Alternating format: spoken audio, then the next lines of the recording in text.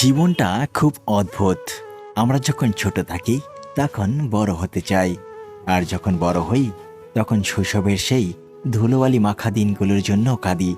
আসলে আমরা বর্তমানকে উপভোগ করতেও ভুলে যাই।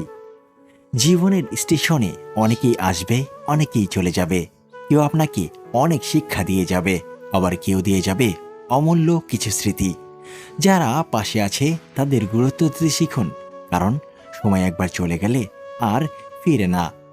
আমরা অন্যকে খুশি করতে করতে প্রায় নিজেকে ভুলে যাই। আয়নার সামনে দাঁড়িয়ে নিজের চোখের দিকে তাকিয়ে একবার অন্তত হাসুন।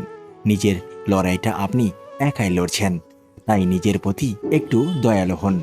কিছু মানুষ আমাদের ছেড়ে অনেক দূরে চলে যায়, যাদের আর কোনোদিন দেখা মিলবে না, কিন্তু তাদের শেখানো কথা আর ভালোবাসা আমাদের হৃদয়ে চিরকাল বেঁচে থাকে। সেই ভালোবাসাটাই হোক আমাদের সামনে এগিয়ে যাওয়ার শক্তি। দিন শেষে ভালো থাকাটা একটা সিদ্ধান্ত। পরিস্থিতি যাই হোক, নিজের মনের শান্তিটুকু আগলে রাখুন। আমাদের মনের ভেতরে কি বিশেষ কোনো কথা বা স্মৃতি ঘুরপাক খাচ্ছে, চাইলে আমার সাথে শেয়ার করতে পারেন। আমি শোনার জন্য প্রস্তুত আছি। কষ্ট হলেও কিছু জিনিস হাসি মুখে ছেড়ে দিতে হবে, হোক সেটা বন্ধুত্ব কিংবা ভালোবাসা।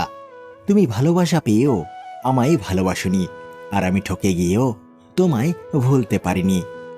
আমার সবচেয়ে বড় দুর্বলতা হচ্ছে আমি খুব ছোট বিষয়েও এক আকাশ পরিমাণ কষ্ট পাই। মেয়েদের জীবন হলো একটা মোমবাতির মতো, অপরকে আলোকিত করতে গিয়ে সে নিজেই জ্বলে পড়ে শেষ হয়ে যায়, তবুও সেই দহনের ব্যথা কেউ বোঝে না। আমি তোমার অভাবে জ্বলে পড়ে ছাই হয়ে যাচ্ছি, তারপরও তোমাকে মুখ ফুটে চাইতে পারছি না। বোঝো কতটা অসহায় আমি। আমার না থাকার শূন্যতা তুমিও টের পাবে।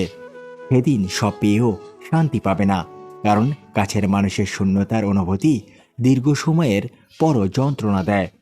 খুব ভয় লাগে জান, এই যে তোমাকে পাওয়ার জন্য দিনের পর দিন অপেক্ষা করে যাচ্ছি, শেষমেশ তুমি যদি অন্য কারো হয়ে যাও।